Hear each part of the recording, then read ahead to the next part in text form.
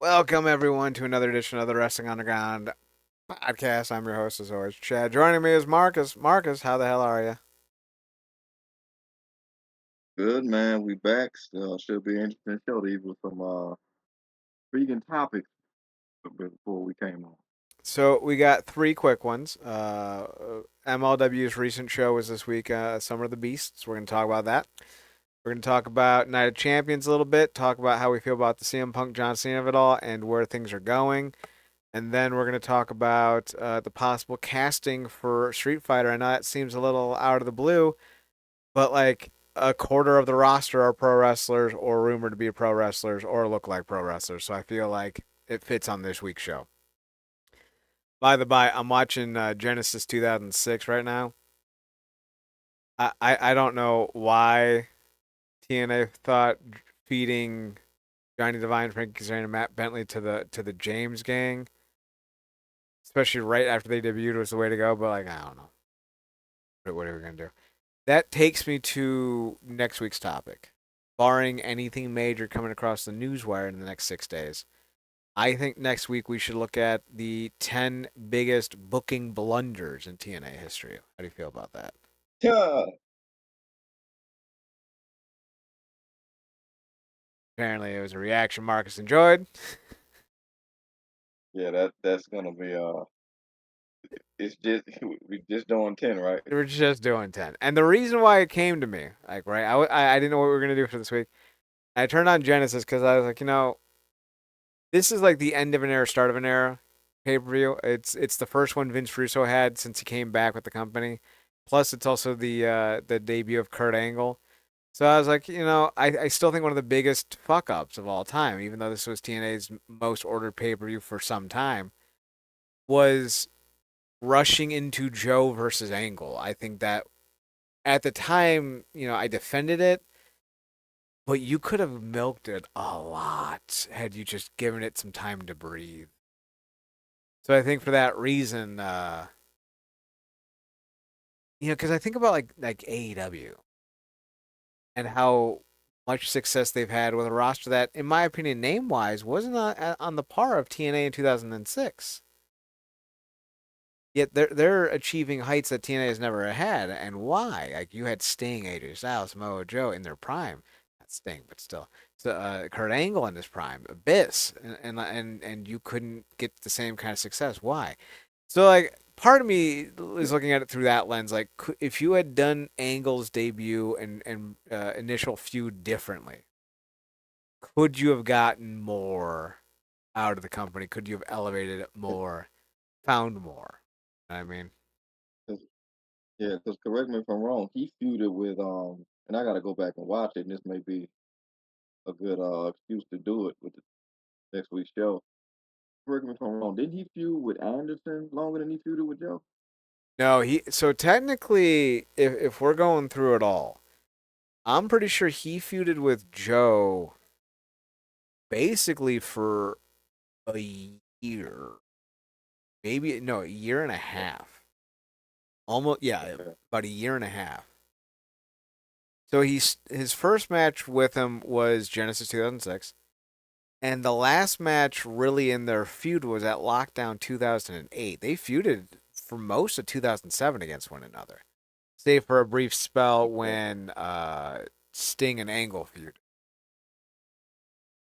So like aside from that, yeah, uh, they had quite the run at it. And in fact, I still think Angle Joe is one of their best feuds. And maybe that's also a topic we'll do, the best feuds, because there's a lot there. And a lot of them's going to involve Angle. Angle Sting, Angle Styles, Angle Joe. You put Angle out Yeah, there, man. and it's going to be one hell of an outing. With that said, let's take a look at MLW. So they had their first show, not first show, they had their Summer of the Beasts event this past Thursday. And it occurred to me um, why TNA did their airing of their episode on previous Friday, and it was because AEW was airing on Thursday as well for Collision. So it was a rowdy Thursday night, folks. Um, in a shocker of shockers, billed originally as a mystery tag team, and while I don't have a problem with Magnus or Rugido, their name Los Depredadores, hard to say for me. So they're no longer champions. They had a very short reign. They lost the tag team titles, which they've only held for. Let's get an accurate check. They held the belts for.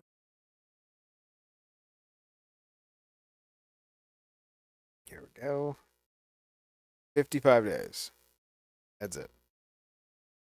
They lost the belts to the new team of the Skyscrapers, Donovan Dijak, and Bishop Dyer, the former Baron Corbin.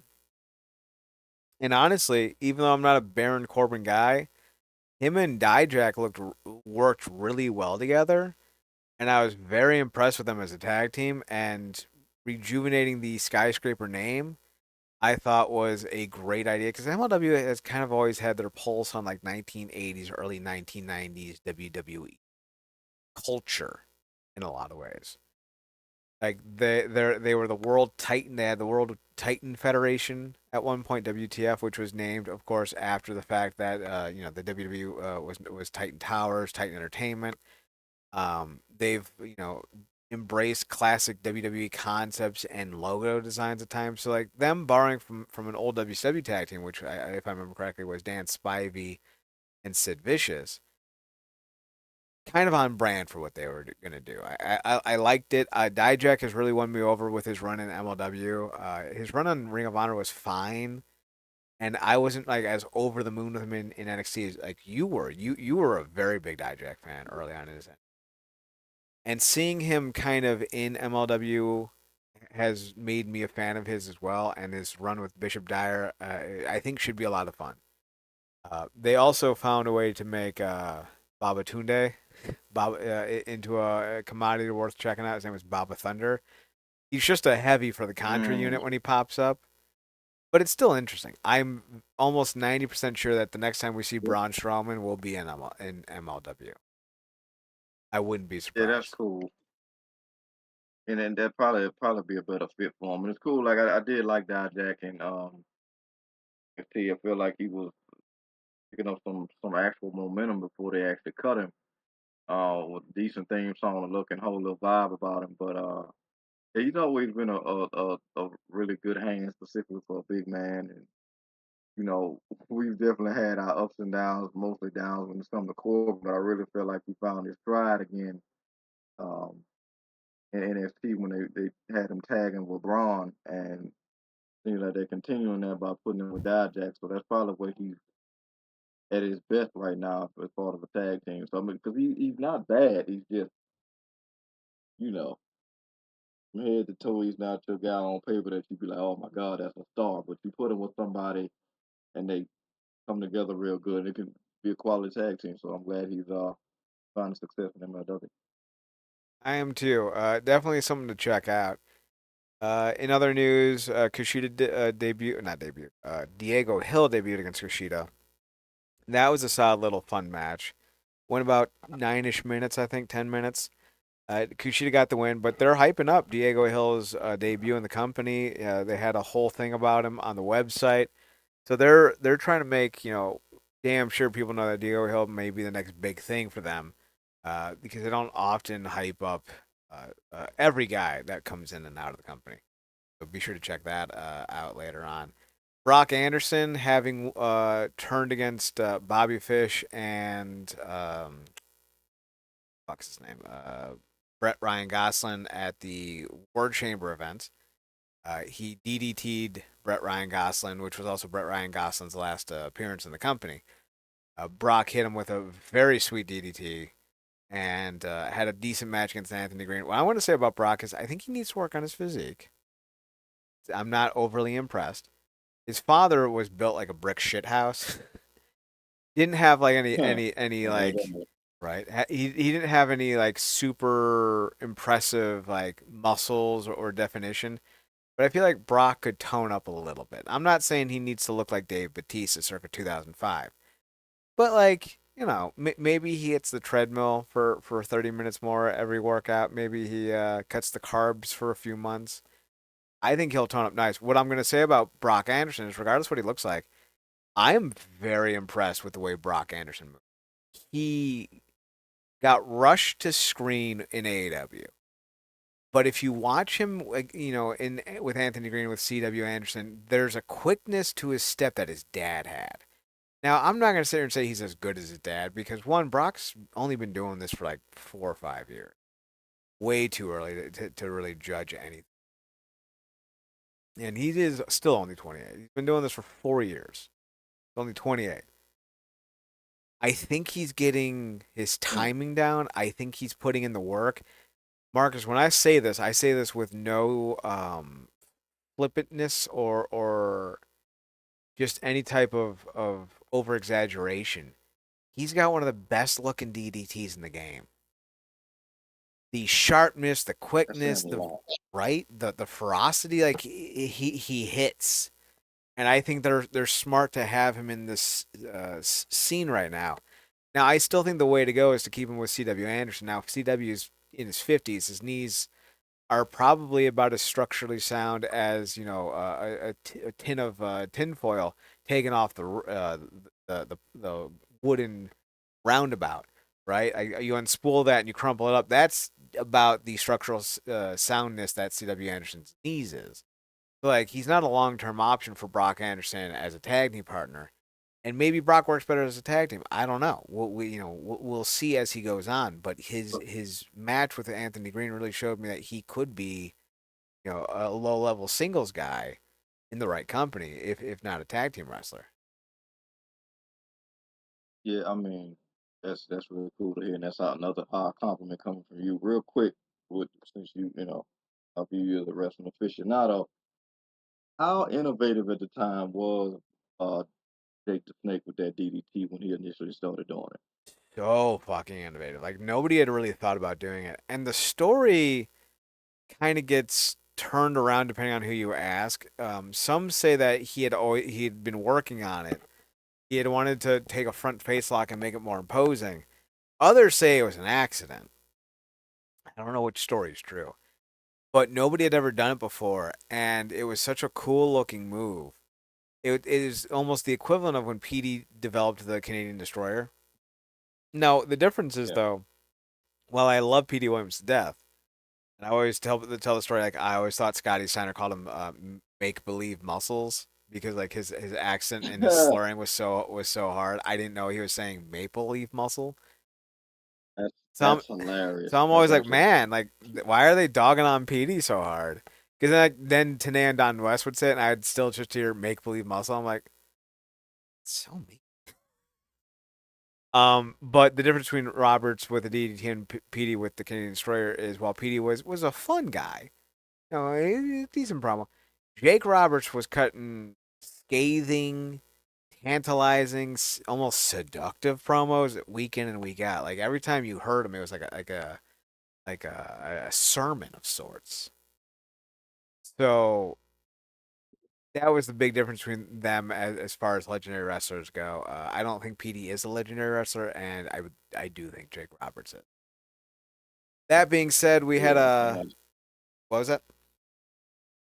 yeah, not right about that. And I hate the fact that at this point the Canadian Destroyer is basically the new super kick. But also real quick, is there anything in terms of because the guy you said about the physique was that Anderson you were talking about? Yes. Yeah, is there anything that you I don't know, maybe a workout that you might recommend? Because as soon as you were talking about it, I immediately thought about maybe, and this is we've seen this happen with older guys, but it feels like younger people could also do it, maybe get in, longevity in terms of muscle movement. Like suggest something like DDP yoga or something like what would you say he needs probably to hone the most if you had to talking I, about his game specifically right now? honestly, it would be his diet more than anything. He's got what I like to call like '80s fit going on. His dad had it. It's the sign of somebody like you work 9 or 10 hours in the fields all day, or you work 9 or 10 hours, in like a barn or like an auto Yeah, shop.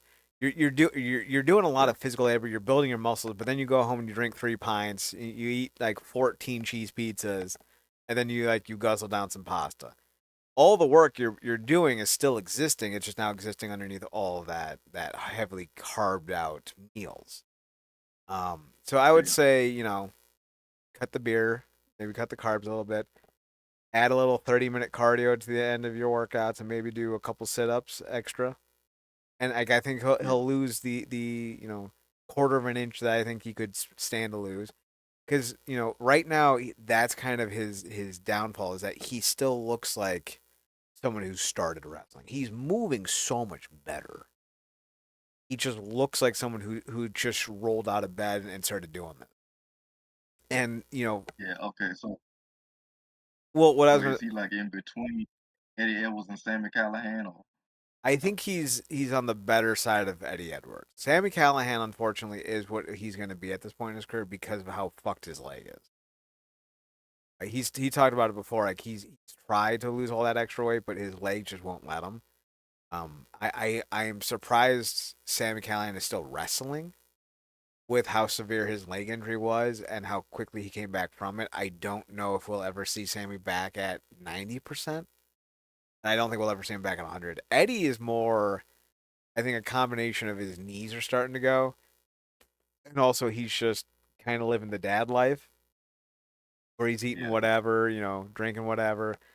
I don't think he's got a drinking problem by any means, but like if your 6-year-old little girl says, "Daddy, have a chocolate milkshake with me," are you gonna fucking say no?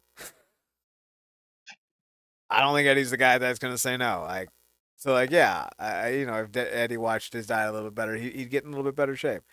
But also, I think Eddie is kind of where he is because of his knees. Like he's been wrestling for 20. He's 40. He's not a young man. He's not the prospect that we thought he was, or the potential headliner we thought he was like a decade ago when he was facing Bobby Lashley. He is 40, and he's been wrestling a very hard style for 20 plus years. So like I think this is unfortunately Eddie's best he can be in this moment. Now maybe if he goes and gets what is that stem cell therapy on his knees, maybe things will be different.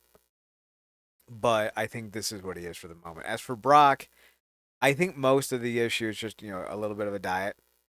He looks like he's pretty fresh in the business when he's about 4 years in, and I think if he loses a little bit, maybe like 10 extra pounds, I think he'll move a little bit better, and I think people will take him seriously. And I think that's kind of the issue that we have with him as a prospect is we saw him struggle a little bit with AEW because of how fast they pushed him into the screen time when he wasn't ready. So I think now he kind of needs to give himself a new look almost and kind of show a little bit better stamina and physique so that people take him a little bit more seriously after the fact. I think if he does that, things will be fine. So I think he's on the way. I think Brock has a lot of potential, and I'm excited to see what he looks like in another year or two. Then we have an MLW women's match. It's Yuki Kamifuku versus Wakana Uehara. I don't know if I pronounced this correctly. I hope I did. It was billed as an idol versus idol match. One of them, I believe, is an actual former idol. I think it was Wakana Uehara, the former Japanese musical idol, and I think she left to join wrestling. It's one or the other. I'm not entirely sure what it is, but that's what they were talking about. Solid little match, 7 minutes. Shotzi Blackheart debuted in MLW after the match was over, essentially to kind of make a name for herself. The MLW women's division has been mostly built around singular wrestlers, longest of times. Um, Janae Kai carried it, and then they had Dalmi Exo had it for a little bit, but there was never like a real roster around them. I'm hoping that with the addition of some of the women from like Tokyo Joshi, that changes. So we'll see. We'll see. Let's see. All right, yeah. Wakana Uehara was a former J-pop wrestler, not wrestler, J-pop singer. The MLW National Openweight match between Ultimo Guerrero and Alex Hammerstone didn't technically happen as advertised. Instead, Matthew Justice got involved. Um, I was really excited to see what Ultimo Guerrero and Hammerstone could have done. Now, granted, Guerrero's like 52, 53, 54, something like that, and debuted in 1990.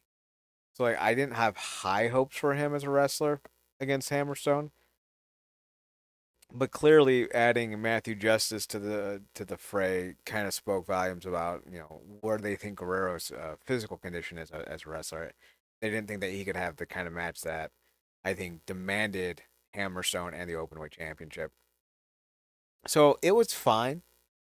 I was far more hopeful than I should have been, and that's my fault because he is 53 or 54 or something like that. But it was fine. Main event: Kenta versus Matt Riddle. I was really hoping that this would be the night Kenta won the title. Matt Riddle retains.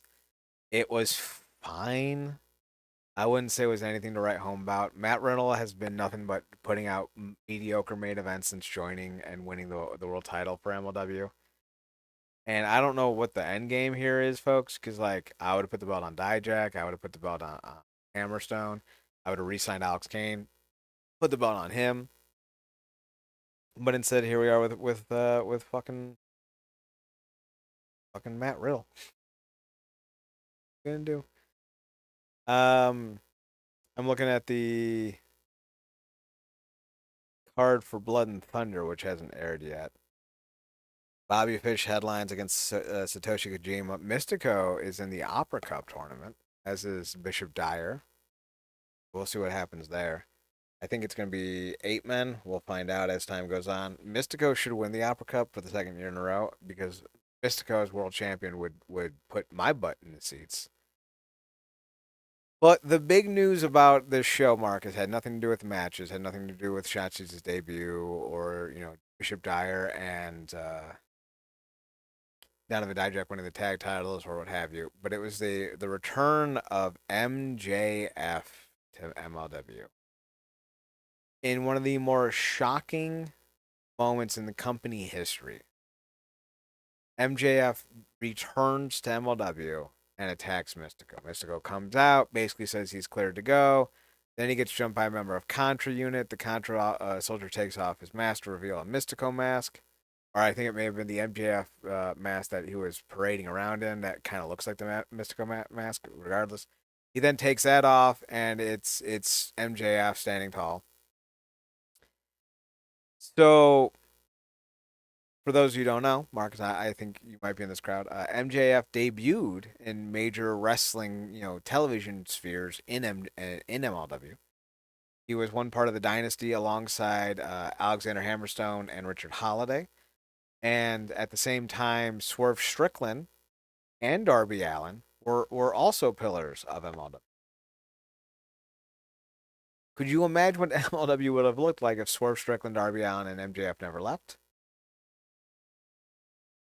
That's like 2/3 of AEW's main event scene right there. I think it's a Yeah, wild thought to think about. yeah, it's just interesting. It's a Jewish a hole that on screen in character is hanging with black people and now beefing with Mexicans. Yeah, MJF is what I like to describe as diverse. He Yeah, likes he's he very likes diverse. to mix it up a little bit, and who can blame him? I Yeah, think I this just is thought it was funny, Mark. what's that? Oh, go ahead. No, go on. I was just funny. I was saying it was funny because I think in one of it was either Collision or Dynamite that Mark Briscoe came out and was trying to tell him to be chill. Came out during this segment. He was like, I can't went on ahead and have my interest because y'all been out here too long. And I told him I was just gonna come out and tell y'all to beat it so I can have my match. Then pissed off MJF told him to calm down. He was like, look, man, I get it. If I had a little Woody the Woodpecker too, I'd be mad too. But it also explains why you're hanging with the hurt business. And Bobby caught on and went to laughing because he was like, if I had a woodpecker, I'd be hanging with the BBC crew too. But yeah, that's interesting. If just for the name value only of like I guess AEW giving them I guess the Big Brother rub, if you will. I wasn't around to check out MJF's run. I don't know if it coincided with Ika Fatu's domination of the brand. It did. Um, Just oh, it did. briefly, Okay, though. Just briefly. yeah. So that's intriguing. I mean, well, that's even more interesting because we know it's not gonna happen the other way. With Fatu because he, obviously exclusivity, but that's cool, and the fact that they carried that over from.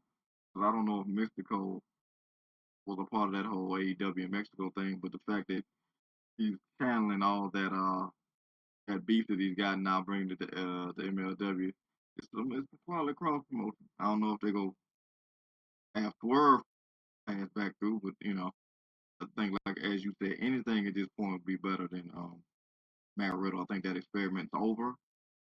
I think you got, like you said, multiple names that could very much take that spot. But a lot of times when we see these guys come in, whether good, bad, or indifferent, they need the investment they made to count. So I think they still trying to, you know, beat that dead horse, if you will.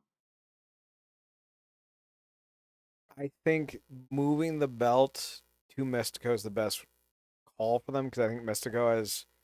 I don't know if he'll ever reach his 2008 peak, right? Like, if you were around the international scene in 2008, Mystico was the guy.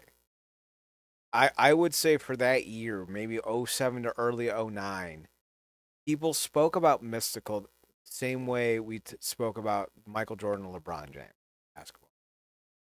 Like he was Lucha Libre. There wasn't a second promotion. There wasn't a third promotion. There wasn't even a single promotion. It was Mystico and then everyone else.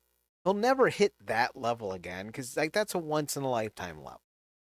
But I think he's the most over, most successful, most popular he's been, at least internationally, and he's been since 2008. I don't know what he's been doing. Maybe he's doing stem cell therapy. Maybe he's just that good at 42, but he still moves fantastically. It's impressive to Yeah, watch him, and it's so damn cool to see him possibly yeah, winning this world title. yeah. I mean, it says a lot because you've been singing his praises for multiple shows now. So that says something. I would imagine the stint that you said he had in 2008 and whatnot is the reason why he got brought to WWE. Um, but having said that, in your estimation on everything that you've seen, even beyond the names of Mystical, but him looking at him specifically with all the praise you just gave him, is he at the top of the list for like biggest blunders, WWE taking a diamond and turning it into a turd? Yeah, I don't know if he's number one. He's in the conversation though, and that was something that I was. I like to talk about wrestling with my girlfriend because, and I had mentioned like the one big thing that they did wrong with him was the way pro wrestling works is with a televised product you usually work left to right and you focus on the screen like you focus on the camera. Everything is done towards the camera. The camera is the audience. In lucha libre there is no set fixed point, so it's a lot more free form in that regard. And they took this guy who never wrestled the American style before, threw him right on American TV and just said go, and he flopped. And we're like, well, why did he flop? Well, gee, I don't fucking know. Did you prepare him? You didn't? Well, then there you go. So I do think when you realize how little they set him up for success, it's not shocking to see that he failed. And it's also not shocking to realize that WWE is not a place for people to adjust. So if you need time, they don't give it to you, and they usually side with bastards. Because like, remember when Alberto Del Rio decided he was going to, slap and kick Mystico for real because Mystico broke his finger and was in so much pain he wanted to end the match, and then Del Rio started slapping him, kicking him, and was like, "Yeah, that's how you do real wrestling." Well, Mystico was brutalized, abused, and tormented by a colleague live on television, and everyone seemingly took Del Rio's side. What So yeah, Mystico was set up to fail, man. What quick question on that. Speaking of set up to fail and them probably throwing him in the deep end. Do you attribute some of that them trying to I guess your old adage, accentuate the strengths and hide the flaws? Is that another reason why they use that damn lighting with him? Because he No, didn't have no deference for the camera. no, they did the lighting for him because they thought it would be cool. People forget when Kane debuted, he had a red lighting effect too, especially in some of his matches. Correctly, this is something that WWE likes to do. They like to put mood lighting in because they think it'll add something, and it doesn't work ever. It feels hokey every time they do it, and I think it hindered Mystico. He was first signed, but I think the bad mask, like he could barely see.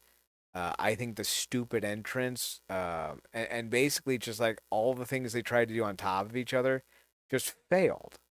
It failed regularly, and it failed ultimately. And at the end of the day, it's one of the biggest busts the WWE has ever allowed to happen because all you had to do was bring him in as Mystico and get the rights from CMLL and run fucking roughshod and make print money. But don't be surprised that they failed because Dragon Lee has failed. Pentagon has been all right, but like he loses a lot. Ray Phoenix is already, an afterthought on SmackDown. Andrade's, nothing more than a mid carder. They don't do well with Mexican talents. Basically, if they can't fit you in the LWO, they're not going to really use you.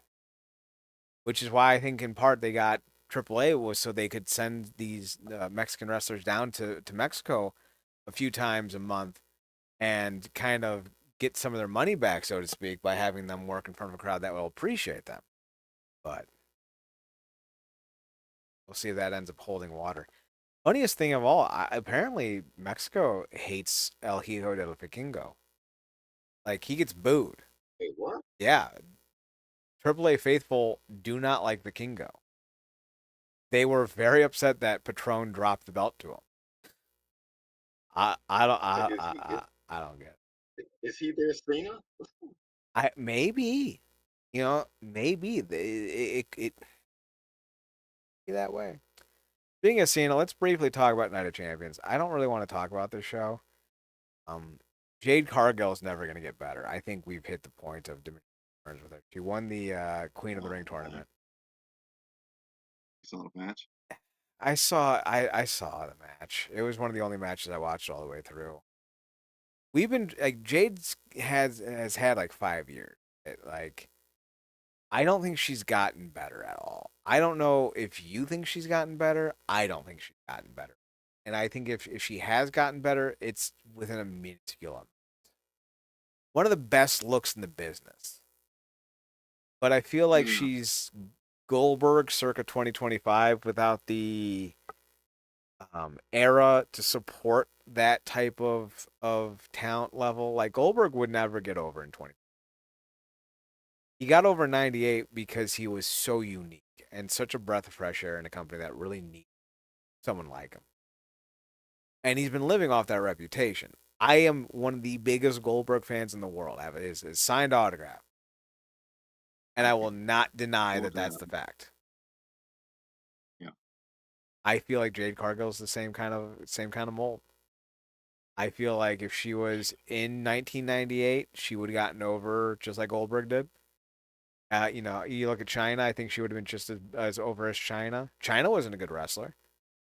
China had a great physique. She was strong. She was not a great athlete, and it Mm. showed. Slappy footwork. She was very timid. Um, I think Jade Cargill is probably a better worker than China ever was, but China wasn't a great worker. And so I feel like Jade has kind of hit the point of diminishing returns as a talent, and they're really Mm. trying. They are like they are trying so hard to get her over, but she's 33 now. Been doing this for 4 years. She's 5 years older than Brock Anderson. Been doing it for about as long as Brock Anderson. But I don't think she's had the same jump in talent that I've seen Brock Anderson have. What's your takeaway on it? Because I'm only one person. Yeah, she's gotten better looking more natural, but that holding that up against what he, was in AEW, unfortunately, and it was so um thinking as I'm going and kind of robotic in a lot of ways and severely predictable. I was listening to somebody else and gotta ask you this because like I said, the wrestling aficionado, how amateur is the slapping of the knee thing?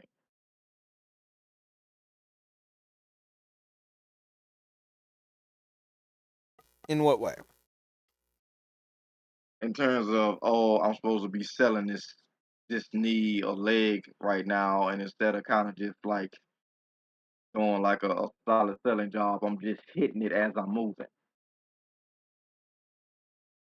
So if we're talking about like you work the leg and then you throw a kick and you do the leg slap, is that what we're talking about? No, not like the super kick thing. Like I'm supposed to be selling the fact that I've been getting my leg beat up on for most of this match, and instead of like doing like a oh I'm trying to do this power move, and instead of letting it buckle, I do the power move, and then I kind of just hit my knee to let people know that I'm selling that my knee is messed up type of Yeah, deal. that. So here's the thing. I feel like those that sell the best are the ones who understand what selling is. Yeah, If you've ever been dropped on your head, the first thing you do is you clutch the part of your head that you fell on, and then you kind of like like dig into yourself or you pull yourself into your abdomen because you're trying to put pressure on the back of your head to try to stop the pain. And like you'll see that yeah, a lot because it's not selling, it's real. They get dropped on their heads on the mat and they grab their head and they cover their eyes and they usually will roll over onto their stomach so you can't see their eyes because they're usually crying at that point. Not to be like, oh, yeah, they're crying, but it's involuntary. If you hit your head hard enough or you smack something hard enough, you'll start to water. Your eyes will start to water. And so what you'll see is you'll see wrestlers roll over onto their abdomens, and then you'll see their feet start kicking. That's something that you do when you're in a lot of pain. yeah, When you know how something feels, when you know like what and that was that was actually something that Killer Kowalski and others would do. That like, they would actually put you in submission holds that would hurt, and they would do that so yeah, you would understand what the feeling was like when you were in pain in that area. I've never in my life slapped my knee, and I have a trick knee. My knee is bad because it hurt. Like that's stupid. I would say it's a bad way to sell. Limping, obvious because that's what you do. Clutching your knee, it going out, yeah, not having a good base and like your knee buckling or wobbling, all viable things to do when your knee is compromised. Hitting your knee like it's a yeah, Donkey Kong Congo drum, no. yeah. It's because that's kind of what it felt like during the match. Like I'm watching them, like instead of her doing these power moves that she clearly just wants to do because that's the thing, and like setting somebody up for a power bomb and letting the knee give way or doing something else and like not being able to stand a little bit, it's like I know I'm gonna get this power move off, and then after I'm gonna go back to hit my knee, and I'm like, oh, I don't think that's the right necessarily thing to do, and it stands out because I don't see anybody else doing that. So, there's that.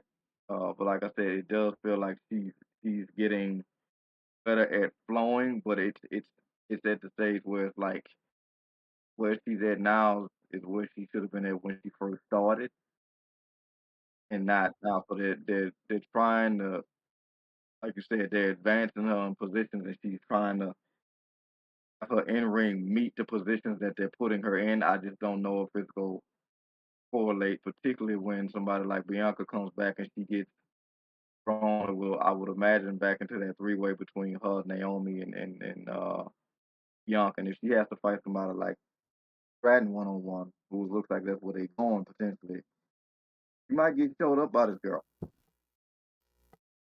I think if Bad. you, yeah, So I think if you were to put Jade Cargill on like SmackDown 2003 and replace her with like Shaniqua, I think you would have been able to build an entire women's roster around Jade Cargill in 2003 on SmackDown.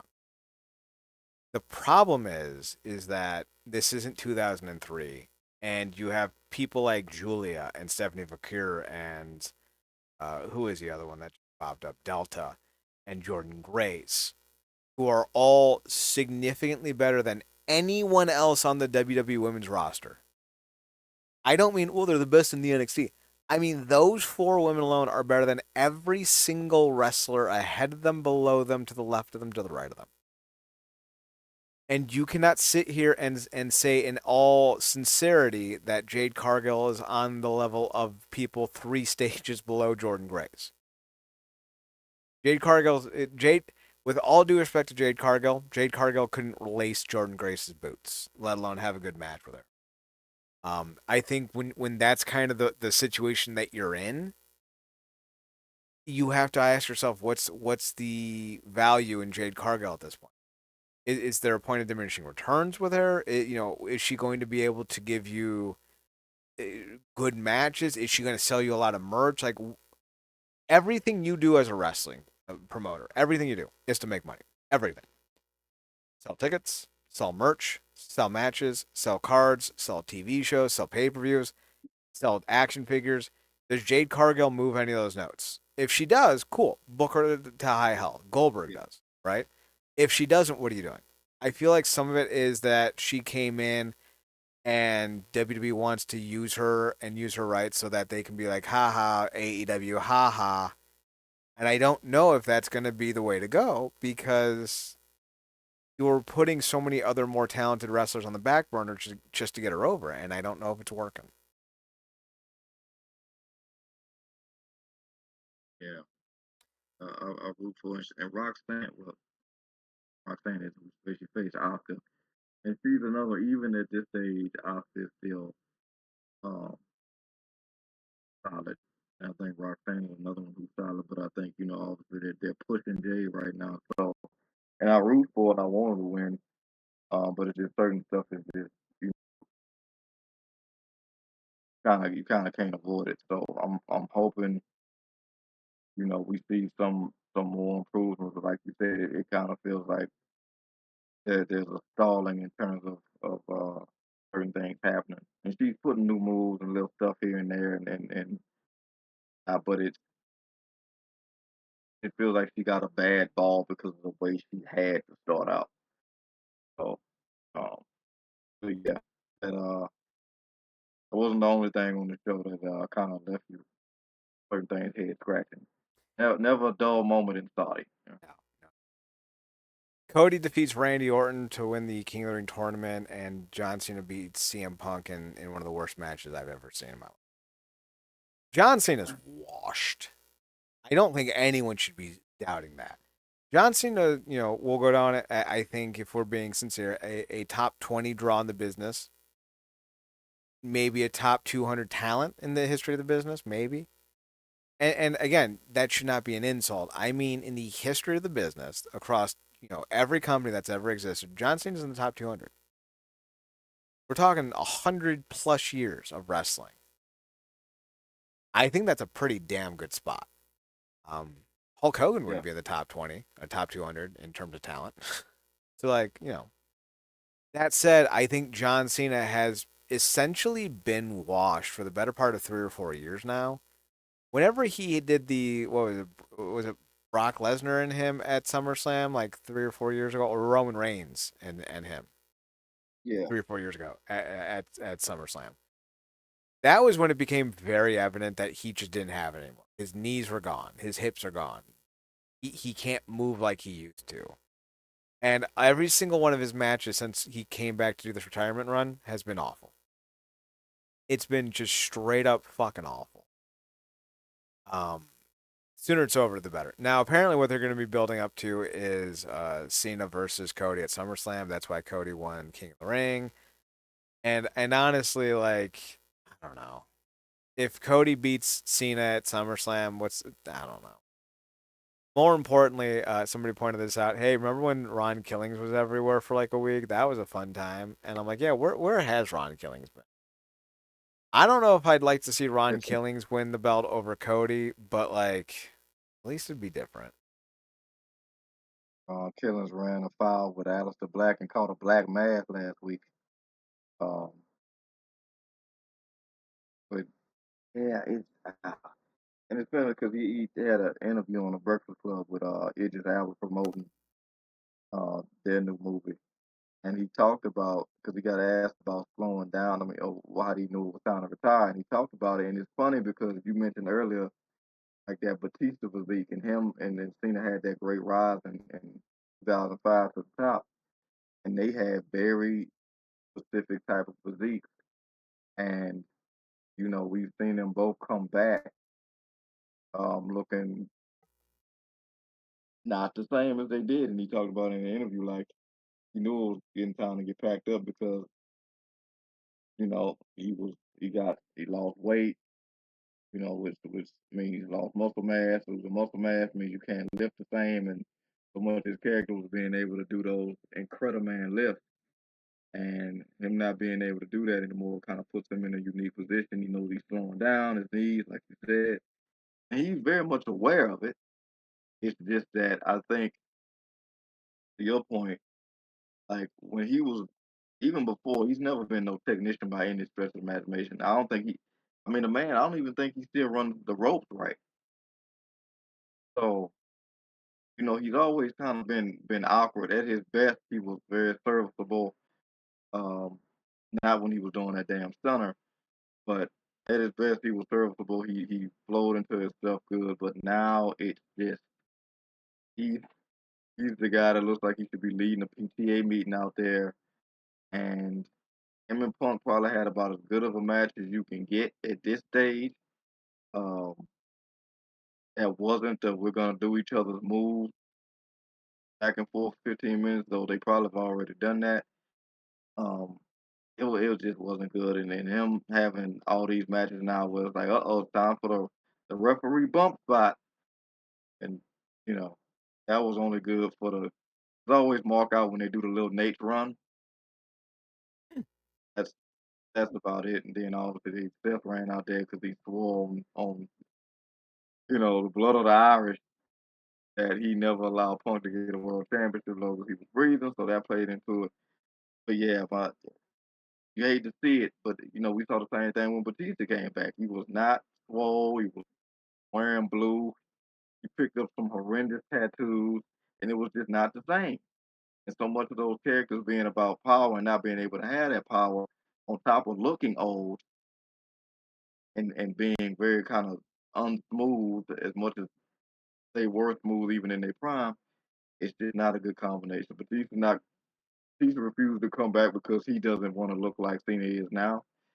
And yeah, I think the one thing we can't give him credit for is knowing that it's time to put the fries in the bag on himself.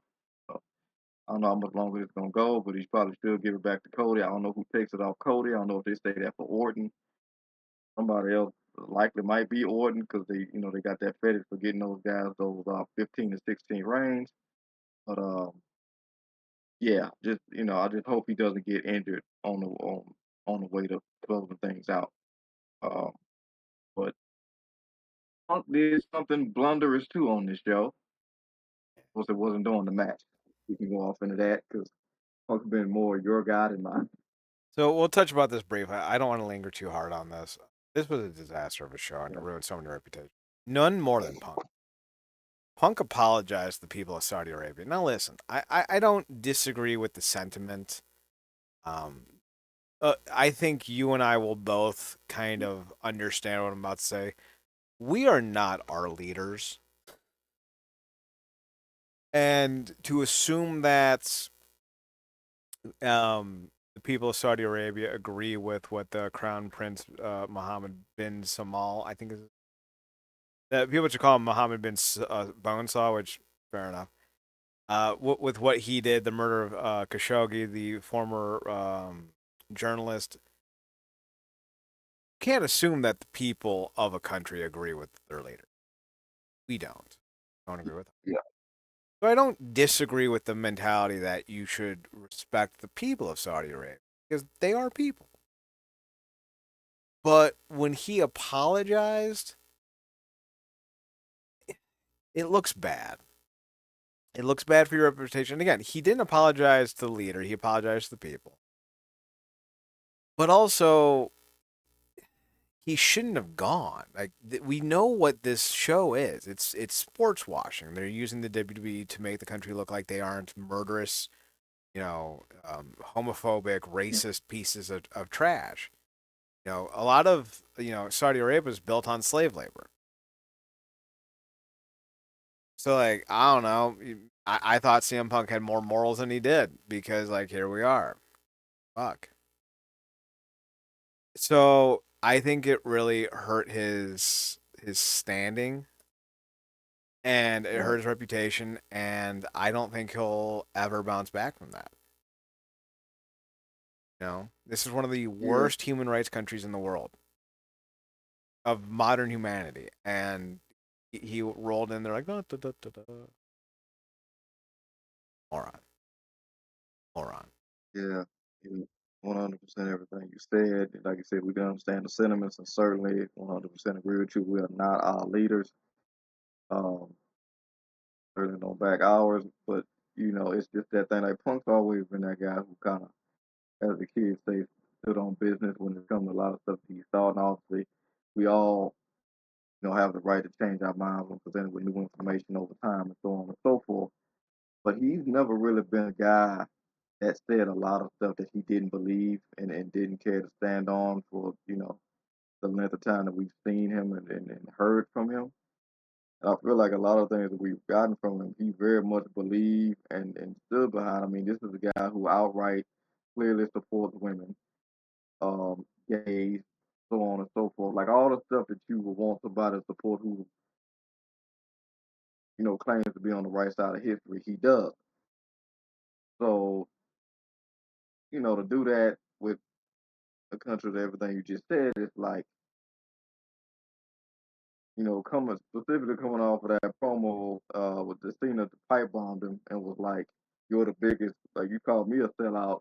Like you're the biggest sellout to the of us all. You sold out to TKO, and then you come out and say that. It's like wow. Like it's like watching that like you said, like watching that Tony Storm clip against Mariah May, which you said you'll be good, but that'd be great type of deal in real time. So yeah, it's that's one of those times where like this didn't age good at all, came back quite quick. So, It really did, unfortunately. Reputations have been ruined in Saudi Arabia. Look at Shawn Michaels. That being said, let's talk about the reputation. I hope it gets ruined very soon because I can't fucking stand Cody. oh man, So like, oh man, here, that's it just sucks 'cause, like I remember some years back when they almost got too emotional with that brother match. Like you were one of his biggest supporters, and now it's well then he got the like neck watching you get off the tattoo. band. Yeah, and then he was Cody Luther King, and they He solved racism, Marcus.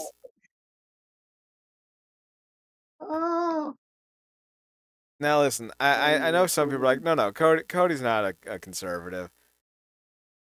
Listen, I don't know that he's not a conservative. But like, calm down. That being said, my biggest issue with Cody is one, he likes Rian Johnson's Star Wars movie. He called it the best Star Wars film he ever saw. So clearly, he's been brain damaged from this far too many times. Because that's a hot garbage mess. It's one of the worst movies I've ever seen, Star Wars or otherwise. You have this dynamic, bombastic admiral who's like, I know what we're doing, but I'm not going to tell anyone else what we're doing. And then you're like, why is everyone raging against me? I don't know. I don't know. Why are they? So, yeah, the whole fucking neck tattoo, solving racism, the basing his whole, history on Bullet Club success. right? Like, oh yeah, Bullet Club really exploded with me. Bitch, you joined Bullet Club because of how popular they are, not the other way around. To paraphrase Jay Lethal, that group made you. You didn't make that group. His revisionist history, his terrible podcast, the whole Brandy Rhodes of it all, like Jesus Christ, if anyone has ever gotten a spot in a company because of who she was sleeping with, it was Brandy Rhodes. No talents, not interesting. Like you could see sometimes like, oh yeah, Karen Jarrett should be on television. She's super fucking charismatic. Couldn't wrestle a goddamn paper bag, but she was entertaining television. Randy Rhodes, it's like putting a piece of dried toast against a piece of dried out rice cake and then trying to figure out which one is dried out and more unappealing. Like, Jesus Christ, we get it, you're boring. And she was only getting hired because of Cody. Let's be very clear. This isn't like some like misogynistic statement. I mean, Cody would not do a show without his wife when he got released from the. And TNA even brought Brandy Rhodes in just so they could have Cody and Brandy Rhodes as the moniker. Like that was it. Cody didn't want to use Cody Runnels. He didn't want to use Cody Yeah. Virgil. He didn't want to use any. He was just Cody. What a fucking pedantic, Oh, pompous ass prick to do that. And then his feuds with well, Anthony we're going. Ogogo, Jesus fucking Christ, just Yeah. terrible bullshit. And then he's like, "I'm so popular, I don't need the AEW World Title. I'll write it so that I never have to carry it. Oh no, I lost it, and then I'm never gonna be champion again." I can't Yeah. think of one good. Yeah. So Sorry, Marcus. I'm we're not going. done. I'm not done. Aside from his match with Dustin Rhodes, I can't name one great Cody Rhodes match in AEW. Can't do it. Can't do it. Can't do it. He was Cuba's last match, wasn't he? Who? Um. Huber? Yeah. Yeah, Brody Lee. I think he was. Yeah, I think he was. Yeah. Did you like that match at least? The dog collar. It was fine. Yeah. Like, here's the thing. I don't think Cody's ever had a bad match, and I mean, like, even when he was a star. Maybe his match with Goldust, maybe, but that was more because of King. But like, Cody's not a bad pro wrestler, but he's not a great pro wrestler. And I think we can sometimes conflate that. Like, oh my God, he's never had a good match. I never had a bad match. Cool, he's never had a great match. Even his match with Roman Reigns sucked. It was an overbooked, dramatic, Yeah. nonsensical WWE fucking match. And like, oh my God, look at all the names Yeah. that showed up. Ooh, to get Yeah. there, that we had to go through 25 minutes of slog. Yeah. It's The but part that bothers me the quickly most piggybacking on what yeah. is like he was like, I think we're 1 or 2 years away from me from having a heel. And then he goes on to say, "Hey, the people saying that I'm about to turn heel, that's all internet chatter. I didn't, that's not something I said. Motherfucker, please. This dude pulls pins and grenades and chucks the bomb, and then go, oh my God, did you see that explosion? How did that happen? Fuck off. Yeah. This dude's a Yeah. I agree with that. scumbag, and I guarantee you one day people are gonna see him for the real shit digger that he Yeah. is. Yeah. Shit Is digger. there is a shit eating and pretentious there. How do we feel about the term shit digger? Oh, I like it. I like it. I hope it pops up in the new King of the Hill. Shit nigga. But, Bobby, do you know how to start a yeah. man's heart with a down power line? No. Well, no wrong way. Oh man, I'm just thinking about seeing like Cotton's son, uh, and as like an a-hole kid or something. Talk about But talk about shit diggers right there. yeah, man, yeah. But yeah, Anyway, like to your point, like the TNA thing about where we're going, we don't need roads. I remember that very distinctly. Um, Point that really got in your craw at the time that you forgot about Pyro with the damn dog. Um, so listen, we're going over. and Let's jump to the point though of Cody Rhodes because like I need to end this show. I'm fucking tired. Cody's up for apparently rumors his role of Guile in the upcoming Street Fighter 2026 film. Now we also have rumors that Alan Richardson, who I think would make a much better Guile, is also up for the Marcus of Cody Rhodes. Like I'm already not interested in this movie.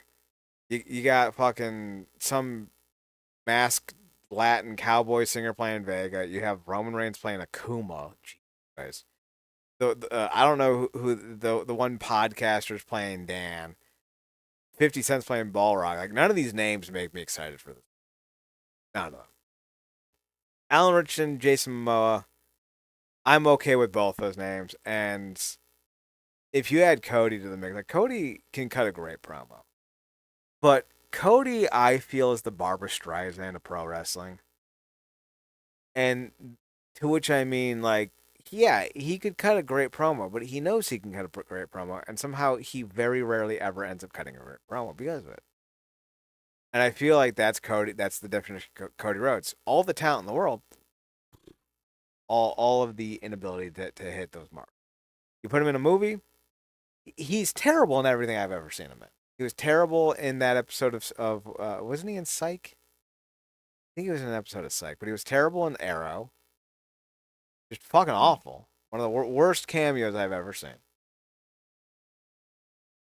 And I'm supposed to like get on board with the Street Fighter hype when we already have the talentless, voidless, fucking uncharismatic Roman Reigns as Akuma.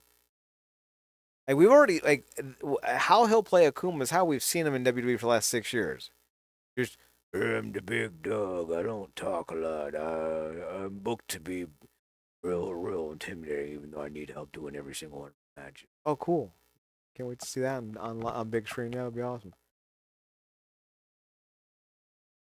So yeah, I don't have any interest in this movie. Marcus, what about you? Yeah, this to me, this could either go really right unintentionally, but it is more set up to go really wrong. Real quick, because I know we got to get you out of here. Oh, I was hindsight 2020. How badly done was the original film? I'd give it a C plus. I know we talk so much about M Bison and Raul Julia's portrayal and how quotable.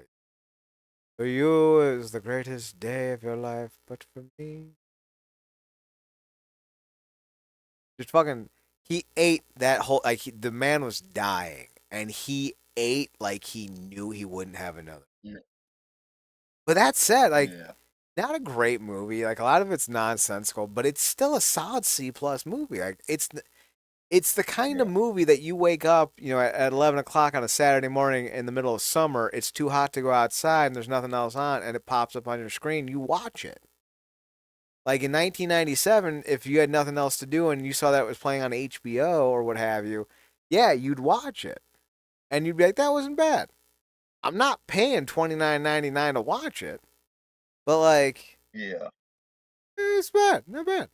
yeah, I yeah. would That, say it's and a you put little it in. bit worse than the Mortal Kombat movie, the first one. The second one. Fucking terrible. Mm, You know, the second one was purposely put out unfinished because they just ran out of money. Remember all those CGI issues? Well, they ran out of money, so they put it out because they're like, well, we're not gonna fix it. yeah, that's right. Uh, I heard they had to rewrite the first one a lot of times just to get it to where it was. Yeah, I believe Um, that. yeah, so but, so you wouldn't put it in the category with two of our classics being Rocketeer and the Phantom. Oh no, no, no. It's so the Rocketeer and Phantom. I think the Phantom is a solid B plus. Rocketeer, I Yeah, think, is a solid A. yeah, The Rocketeer had all the twists and turns. It had such a great had such great villains. And it also has one of the dumbest, best lines in the whole movie where they're like, listen, we might be criminals, but we're American criminals. We ain't side with no Nazis. Fucking hell, I love that. That was so dumb. I loved it. yeah. It just I feel like this whole thing is lining up to be like the latest Mortal Kombat, where they get all the Street Fighter stuff that the real hardcore nerds over want with the moves and the look and the aesthetic from the games or what have you. But the cast is like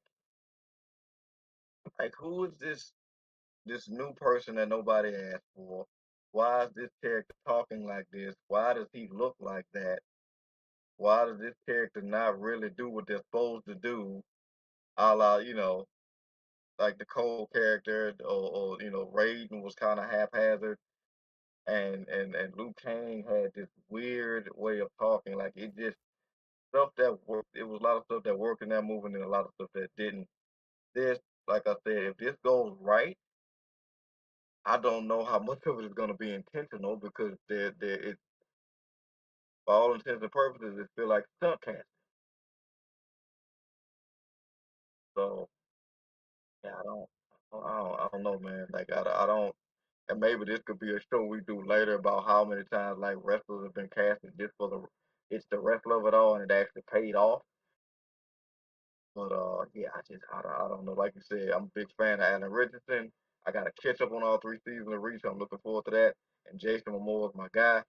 But everybody else, man, and we huge wrestling fans, but these castings, it's just like I do not know. And the fact that Andrew Schultz is even associated with it, now they dropped it a letter grade for me. So yeah, Yeah, Andrew Schultz is true.